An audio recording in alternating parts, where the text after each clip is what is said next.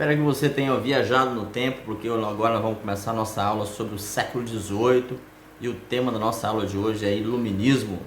Iluminismo é um momento histórico marcante da história europeia que influenciou todo o globo ocidental, inclusive a Inconfidência Mineira no Brasil, que depois acabou desencadeando a independência brasileira, também a Conjuração Baiana, que também foi um movimento importante de luta da independência do Brasil. Também teve o período em que foi a independência das 13 colônias norte-americanas, também a Revolução Francesa.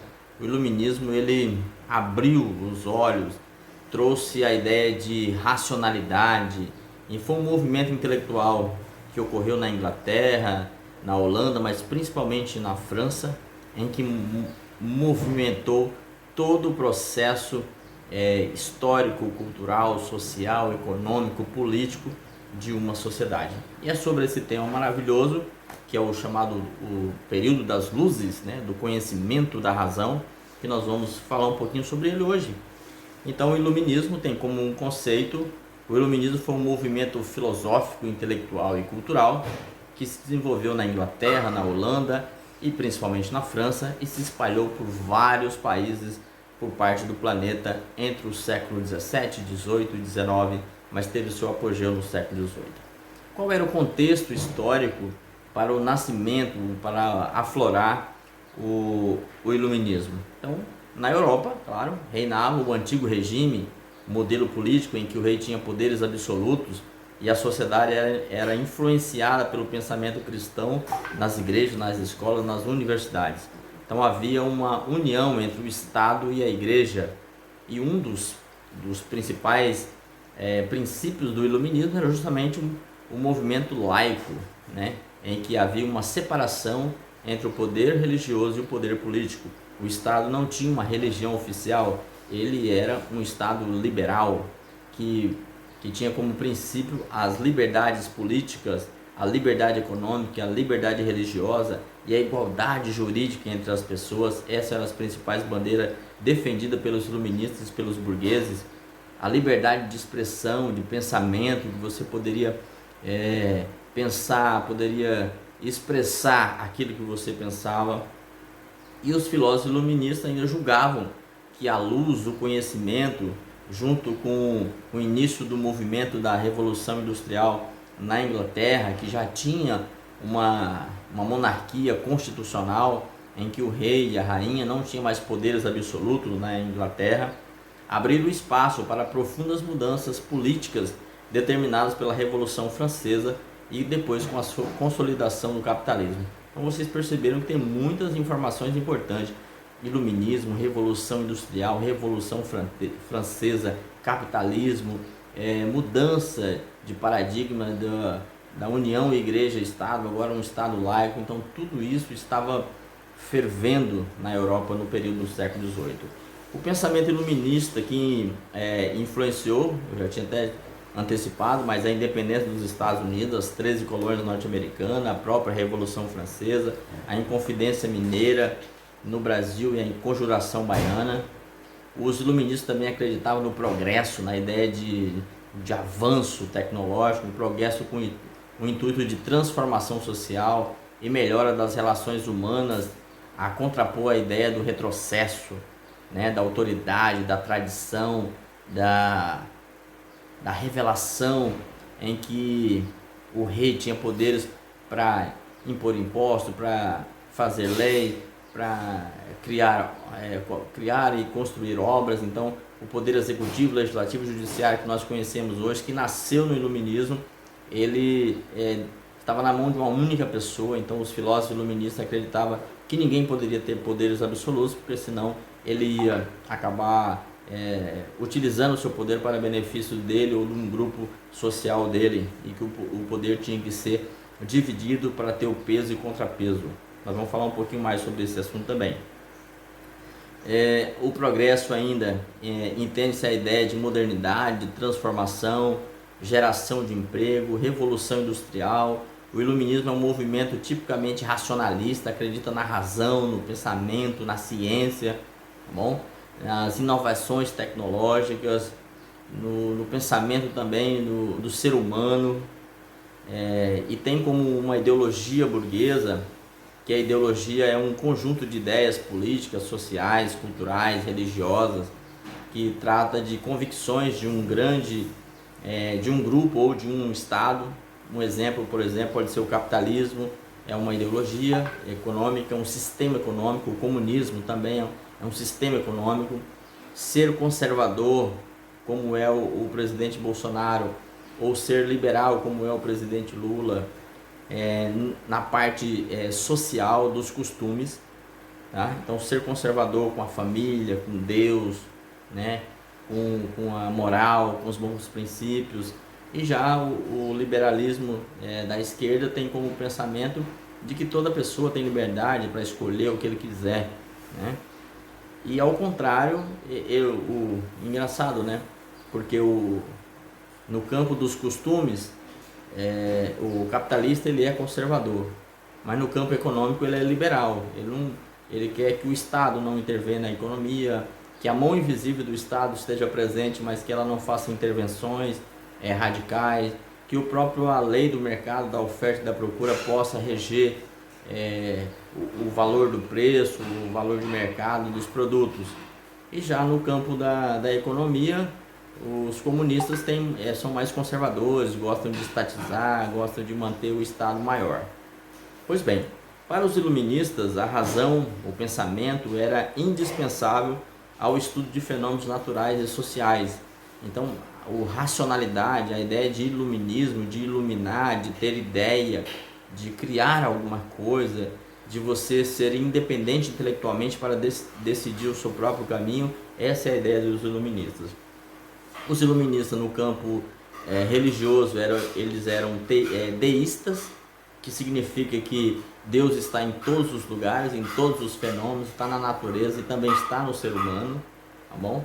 E o princípio maior do ser humano era descobri-lo como um ser filho de Deus, mas do ponto de vista que a piedade e a virtude seriam dois princípios fundamentais para você estar próximo de Deus e, por consequência, não era necessário mais a igreja para ser o caminho entre você e o céu, né? Você poderia buscar o seu próprio Deus. Os iluministas criticavam a intolerância religiosa, porque o Estado não poderia ter uma religião, porque a sociedade tinha várias religiões, acreditava de várias formas, né?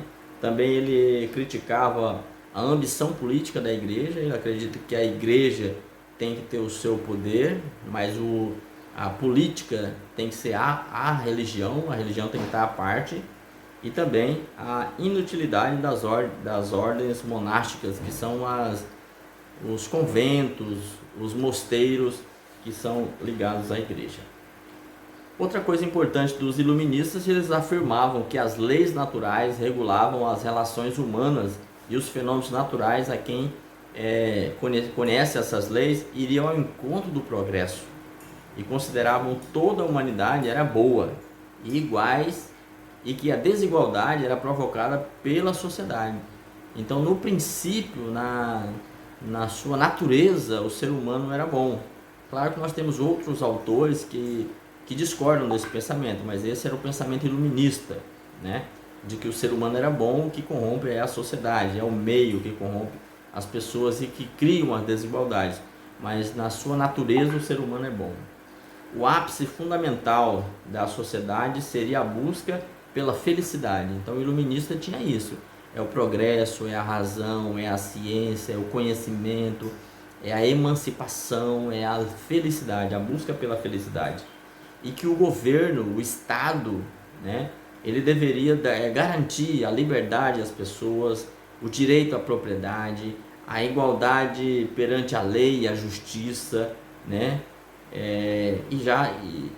E isso seria importante para que cada cidadão se sentisse uma pessoa com liberdades para pensar, para dirigir, para abrir negócios, para ser funcionário ou ser patrão, funcionário ou patrão. Então você tinha liberdade de escolha, e isso o Estado tinha que garantir para você. Agora, referente ao modelo político ou modelo de governo ideal, eles haviam algumas ideias dentro do iluminismo. Por exemplo, Montesquieu e Voltaire acreditavam que a monarquia constitucional, como é até hoje a monarquia constitucional inglesa, seria um bom modelo de governo, um governo ideal. Mas já Rousseau acreditava, que também filósofo, acreditava que a república era o melhor caminho para se buscar um governo ideal. Dentre os principais filósofos, aqui eu escolhi 3, nós somos vários, mas Montesquieu, um filósofo sensacional que escreveu uma obra chamada O Espírito das Leis. Ele acreditava que a forma de governo é dividida entre executivo, legislativo e judiciário, criando um contrapeso e uma fiscalização mútua entre eles seria o melhor caminho, para que não tivesse uma pessoa, um rei, um monarca, um imperador com poderes absolutos. Já Voltaire, que escreveu a obra Cartas Inglesa, atacava veementemente o absolutismo e a intolerância religiosa. Para ele não teria mais espaço nos estados modernos, no mundo moderno, um governo absolutista. E já Rousseau tem 2 obras, um discurso sobre a origem da desigualdade, que defendeu a tese de que a bondade do ser humano que tornava-se perfeito, e o outro era a obra chamada O Contrato Social, que é um clássico de Rousseau, em que ele fala sobre que o ser humano deveria dar autorizar parte da sua liberdade ao Estado, para que o Estado pudesse construir, pudesse legislar, pudesse julgar, né, os conflitos dentro da sociedade. O Contrato Social é uma obra sensacional de Rousseau. No campo econômico, nós temos outros autores importantes. Por exemplo, os economistas iluministas, eles eram contra a intervenção do Estado. Então, eles combatiam os preceitos do mercantilismo, que tinha como característica a intervenção do Estado. E que para eles, os mercantilistas, o comércio era a fonte principal de toda a riqueza. E dentro dos iluministas nós temos 2 outras teorias, além do mercantilismo que fazia parte do antigo regime. Nós temos os fisiocratas, que pregavam a liberdade econômica, oposição a qualquer forma de regulamentação por parte do Estado. As leis naturais deveriam dirigir a economia, o Estado deveria participar somente para garantir essa liberdade. E nós temos um autor importante desse período, um fisiocrata, que é Znai, que afirmava que a verdadeira atividade produtiva era a agricultura e não o comércio, como pensavam os mercantilistas. E também foi os fisiocratas que estabeleceram a expressão a lei da oferta e da procura, que é uma lei invisível, mas que ela regula o mercado, regula a produção, a quantidade de produto estabelecido no comércio. Deixa eu dar um exemplo aqui nosso. Se você tem uma grande produção de leite, né, nós estamos até com um conflito aí entre os produtores e os laticínios, há um princípio de greve, de não entregar o leite com um preço tão baixo, porque no período das chuvas, das águas, a tendência é que tenha mais leite. E aí quando aumenta a produção de leite, a tendência é diminuir o preço do leite. E já no período de seca, em que você tem menos produção de leite, a tendência é que aumente o produto do leite. Então isso, para os fisiocratas, é chamado de lei da oferta e da procura. Mais um exemplo, no período das águas também é comum se plantar milho, se plantar melancia. Então você vai na feira, você vai no centro da cidade, no supermercado, todo lugar tem milho, todo lugar tem melancia. E a tendência é que esses preços ficam menor durante a grande produção. Só que lá no mês de agosto, que nós passamos um período de seca, a produção de melancia e de milho é bem menor. E aí uma dúzia de milho que hoje você compra R$10, provavelmente em agosto vai custar 15, 20 reais. Então isso é a lei da oferta e da procura. Quando tem muita oferta, o preço cai. Quando tem muita procura e pouco produto, a tendência é o preço aumentar. Dentre essas manifestações iluministas e os reis preocupados em perder os seus tronos, em perder seus governos, alguns reis eles tiveram mudanças, pegaram alguns elementos dos iluministas e introduziram no seu modelo de governo, e eles ficaram conhecidos como déspotas esclarecidos, ou seja, governos com um pouquinho de princípios iluministas e de conhecimento. Então foram reis, monarcas ou seus representantes, primeiros-ministros dos seus países que modernizaram o sistema de educação.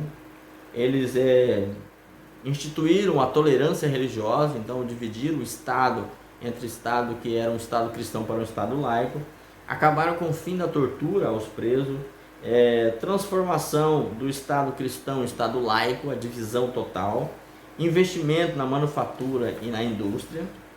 E quais foram esses reis? Quais foram esses monarcas?